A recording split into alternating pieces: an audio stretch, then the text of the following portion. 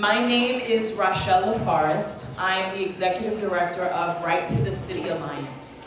We are, some of whom are in the room. We are a national, multiracial, multi-issue alliance in the United States of over 40 organizations, grassroots and worker organizations, who organize around economic, ecological, and racial justice broadly. And are very committed as an alliance to this participatory budgeting process.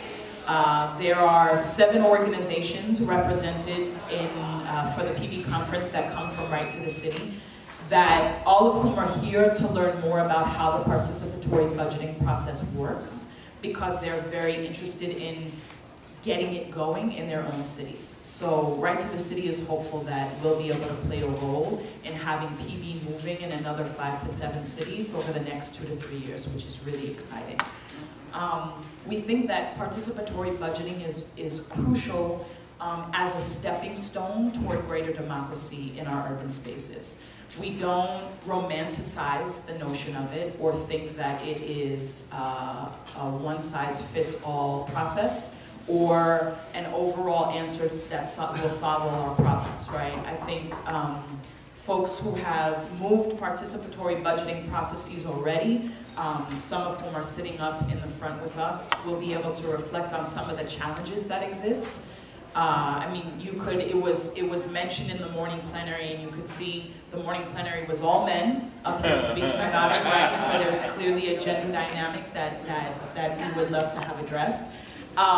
But we feel at Right to the City that the role of community-based organizations is crucial in getting to some of the inclusion questions and inclusion challenges that exist. That organizations who are rooted in communities of color, workers, women, youth, poor people, are key in playing a dynamic role in ensuring that those individuals actually do come out and participate in the participatory budgeting process.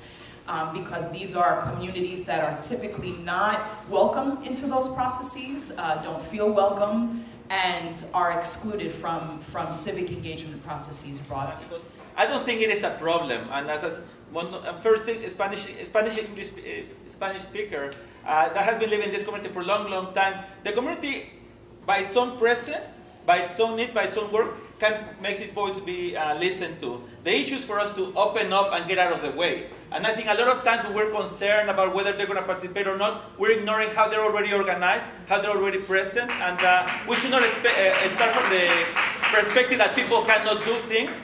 Those of us who are organizing have always assumed that people can do things, and if we start with that position, well, we're already creating the inequality that we're trying to break from. So I just think we should be very concerned about, we should not go there. The other part is that there were a lot of questions about the mechanics of whether we can do this or not. Well, again, raise your hands who are organizers here. Those of us who have been doing this work know what it's like to bring people together, to come together to do these things. So we're ready to do it. We just need to do it. And instead of waiting for the right answer and wait for the solutions and wait for people to tell us how to do it, let's just do it. Language. It's not always Spanish, English, French. There are a lot of members of the African American community that this language is very different for. And so how do we break down the language so that we meet the needs of the marginalized people beyond just, Spanish? Why PB? Why not? Right? Why shouldn't a community have the chance and the opportunity to say where public funds go? Right? We go to the 99-cent store. Right? You buy something for 99 cents, it's $1.08, right? Where does that money go? We should have a say in where some of our funds are going in our own communities, and that's the reason why, we take ownership of what it is.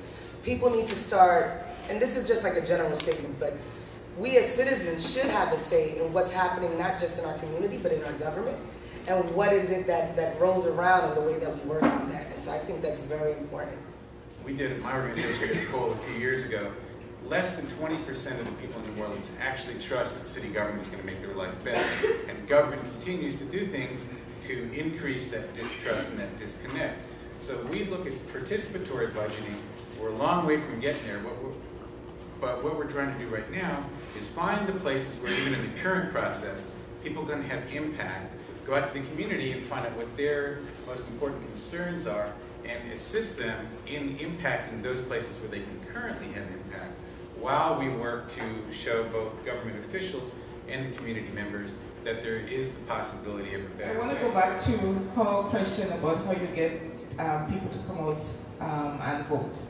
And we've had PB in Toronto Community Housing, and I was also part of the research that Toronto Community Housing did with Josh. So that's one of the reasons why I'm here. When I heard about this whole conference, it was very exciting, and I would like to come to hear from other people what they did. Going back to her question, how do you get people to vote? What we do in our community, you find one person from each community that's active, and you get that one person to work on their community. For instance, in my building, I'm active in my building. So I work on the tenants in my building, and you tell them, one-on-one, you talk to them. Even if it's in the laundry room, in the lobby, anywhere you meet them, you say, look, we have this money, we need to get something fixed in our community, whatever it is. There's a meeting coming up, I need you guys to come to that meeting. And I have to say, I'm very good at getting people to come out to the meeting in my community. One-on-one. This is our home, this is where we live. We have to take charge of it.